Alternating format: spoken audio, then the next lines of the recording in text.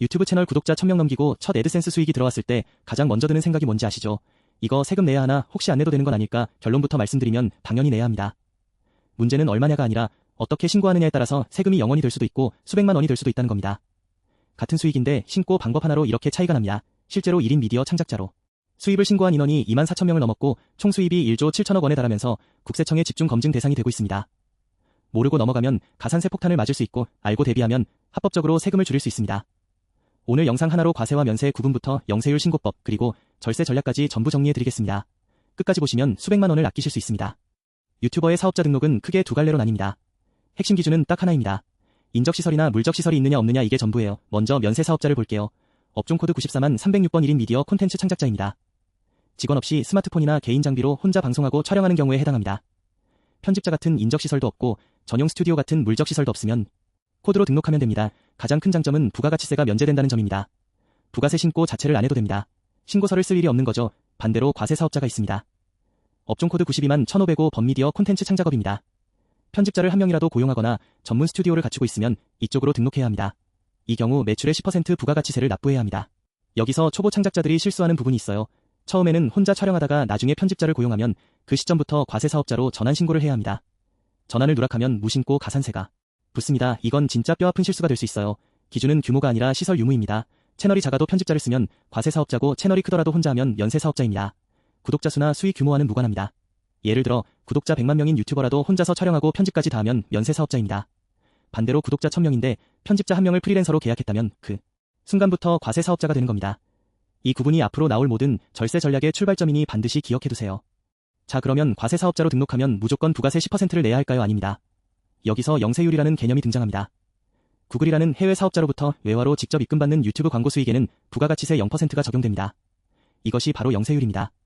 영세율은 수출과 동일한 논리입니다. 외화를 벌어오는 행위에 대해서 국가가 인센티브를 주는 제도인 거죠. 우리나라가 외화 획득을 장려하기 위해 만들어 놓은 세금 혜택입니다. 구글 애드센스 수익은 해외 사업자로부터 외화로 지급받는 용역이므로 영세율 적용 대상이 됩니다. 쉽게 말하면 과세 사업자인데도 부가세를 0원만 내면 되는 겁니다. 그런데 여기서 중요한 조건이 있습니다. 부가세 신고할 때 은행에서 발급받은 외화 입금 증명서를 반드시 첨부해야 합니다. 이 서류를 누락하면 영세율 적용이 거부되는 것은 물론이고 매출액의 0.5%를 영세율 과세표준 신고불성실 가산세로 추가 납부해야 합니다. 수익이 1억이면 50만 원이 가산세로 붙는 거예요. 서류 하나 안 냈다고 말이죠. 정리하면 영세율 신고에 필요한 서류는 3가지입니다. 첫째, 외화 입금 증명서 거래은행에서 발급받으면 됩니다. 인터넷 뱅킹에서도 발급 가능한 은행이 많습니다. 둘째, 구글 애드센스 수익 내역 캡처. 셋째, 부가가치세 신고서에 영세율 매출 기재 이 3가지만 제대로 챙기면 과세 사업자여도 부가세를 한 푼도 안 냅니다. 참고로 면세 사업자는 애초에 부가세 신고 의무가 없으므로 영세율이라는 개념 자체가 해당되지 않습니다. 영세율은 과세 사업자만의 혜택입니다. 그래서 면세 사업자가 무조건 유리한 게 아니에요. 이 부분은 뒤에서 다시 자세히 다루겠습니다. 유튜버 수익이 모두 같은 세금 구조를 따르는 건 아닙니다. 수익의 출처와 성격에 따라 과세 방식이 완전히 달라집니다. 이걸 모르면 나중에 진짜 큰일 날 수 있어요. 먼저 영세율이 적용되는 수익입니다. 구글 애드센스 광고 수익 해외에서 외화로 직접 입금받는 것만 해당됩니다. 반면 부가세 10%가 정상 과세되는 수익이 있습니다. 슈퍼챗츠 후원금이요. 아프리카 TV 별풍선도 마찬가지입니다. 국내 업체에서 받는 협찬 광고료 국내 플랫폼에서 발생하는 수익 이것들은 전부 10% 부가세 대상입니다. 왜냐하면 이건 해외에서 외화로 받는 게 아니라 국내에서 원화로 결제되는 거래이기 때문입니다. 이 구분을 모르면 큰일 납니다. 구글에서 들어오는 광고 수익만 신고하고 라이브 방송 중 받은 슈퍼챗이나 시청자가 직접 계좌 이체한 금액을 신고 안 하는 분들이 정말 많거든요. 슈퍼챗 별풍선 계좌 이체 후원금까지 시청자에게 받는 돈은 전부 과세 대상입니다.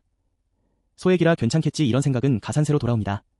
특히 협찬의 경우 현금뿐 아니라 물건으로 받은 것도 시가로 환산해서 수입에 포함해야 합니다. 100만 원짜리 카메라를 협찬받았다면 그것도 100만 원의 수입으로 잡히는 겁니다. 화장품이든 전자기기든 마찬가지예요. 현물 협찬도 소득으로 신고해야 합니다. 그리고 멤버십 수익도 마찬가지입니다. 유튜브 채널 멤버십으로 들어오는 월정액 수익 이것도 국내 결제 기반이면 부가세 대상이에요. 정리하면 구글에서 직접 외화로 들어오는 것만 영세율 나머지는 전부 부가세 10% 또는 종합소득세 대상입니다. 부가가치세와 별개로 모든 유튜버는 매년 5월에 종합소득세를 신고해야 합니다. 면세든 과세든 상관없습니다. 부가세 면세라고 종합소득세까지 면제는 아니에요. 면세 사업자의 신고 흐름부터 보겠습니다. 매년 2월 10일까지 사업자 현황 신고를 먼저 합니다. 한 해 동안의 총수입 금액을 신고하는 겁니다. 그리고 5월에 종합소득세를 신고합니다. 부가세 신고는 면제됩니다. 과세 사업자는 좀 더 복잡합니다. 1월과 7월에 부가가치세 신고를 하고 5월에 종합소득세를 신고합니다. 부가세 신고를 1년에 2번 해야 하는 거죠. 실제 예시를 들어보겠습니다. 연간 수입이 1만 달러, 약 1200만 원인 면세 사업자 유튜버가 있다고 칩시다. 장부를 쓰지 않고 단순 경비율 64.1%를 적용받으면 종합소득세가 약 10만 원 수준까지 줄어듭니다. 생각보다. 적조 단순경 비율이란 국세청이 업종별로 정해놓은 비용 인정 비율입니다. 수입의 64.1%를 경비로 인정해주는 거예요. 그래서 나머지 35.9%에 대해서만 세금을 매기니까 세금이 크게 줄어드는 겁니다. 자, 여기서 투잡 쪽 분들 꼭 들으세요. 직장을 다니면서 유튜브를 부업으로 하는 경우 회사에서 하는 연말정산과 별도로 5월에 근로소득과 유튜브 사업소득을 합산해서 종합소득세를 신고해야 합니다. 연말정산만 했다고 끝난 게 아닙니다. 미신고하면 무신고 가산세 20%에 납부불성실 가산세까지 추가로 붙습니다. 이중으로 가산세를 맞는 거예요. 한 가지 더 중요한 게 있습니다. 2021년 6월부터 미국 구글 본사가 미국 내 시청자에게 발생한 수익에 대해 미국 세금을 먼저 원천 징수하고 있습니다. 한국에서 5월에 종합소득세 신고할 때 외국납부세액공제를 신청하면 이중과세를 피할 수 있습니다. 이걸 모르면 같은 돈에 세금을 2번 내는 셈입니다. 미국에서 떼이고 한국에서 또 내는 거죠. 홈택스에서 종합소득세 신고할 때 외국납부세액공제 항목을 찾아서 입력하면 됩니다. 구글 애드센스 설정에서 미국 세금 정보를 제출했는지도 반드시 확인하세요. W-8BEN 양식을 제출하지 않으면 미국에서 최대 30%까지 원천 징수할 수 있습니다. 제출하면 한미 조세 조약에 따라 낮아집니다. 반드시 챙기세요. 여기서 오늘 영상의 핵심이 나옵니다. 과세사업자 92만 1,500으로 등록하면 청년 창업 중소기업 세액 감면 혜택을 받을 수 있습니다. 이게 진짜 대박 혜택이에요. 미디어 콘텐츠 창작업은 IT 업종으로 분류되기 때문에 요건만 충족하면 최대 5년간 종합소득세를 100% 면제받을 수 있습니다. 5년 동안 소득세 영원이라는 뜻입니다. 요건을 정리해드리겠습니다. 만 15세에서 34세 사이에 창업할 것 병역 이행 기간은 추가로 인정됩니다.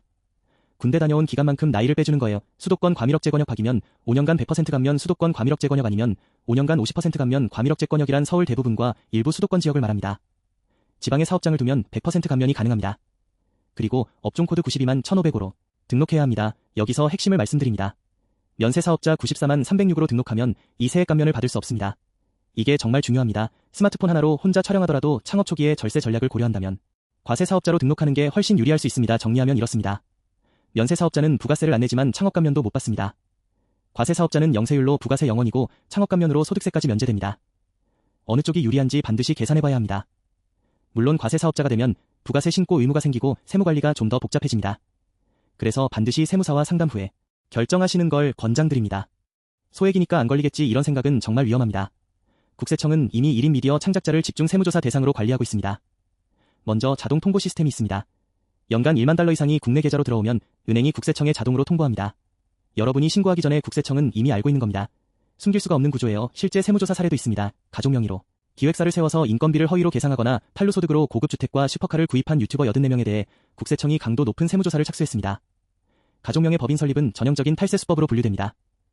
유명 유튜버 추징 사례도 있었죠. 주식 관련 유명 유튜버가 동영상 강의 수입 수십억 원을 가상화폐와 차명계좌로 빼돌려 신고를 누락했다가 거액의 세금과 가산세를 추징당했습니다. 본세의 가산세까지 합하면 원래 낼 세금의 2배 가까이 내는 셈이죠. 2023년 기준으로 1인 미디어 창작자 수입 상위 1% 247명의 1인당 평균 수입이 13억 2,500만 원입니다. 국세청이 이 시장을 놓칠 리가 없죠. 그러니까 처음부터 정직하게 신고하는 게 오히려 가장 현명한 절세 전략입니다. 합법적인 절세 방법은 얼마든지 있으니까요. 마지막으로 핵심만 정리해드리겠습니다. 첫째, 사업자 유형 선택 장기 절세 관점에서 과세와 면세를 꼼꼼히 비교한 후 결정하세요.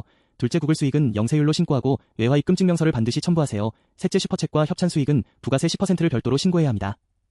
넷째, 면세 사업자는 매년 2월 사업장현황 신고, 5월에 종합소득세를 신고합니다. 다섯째, 과세 사업자는 1월과 7월에 부가세 5월에 종합소득세를 신고합니다.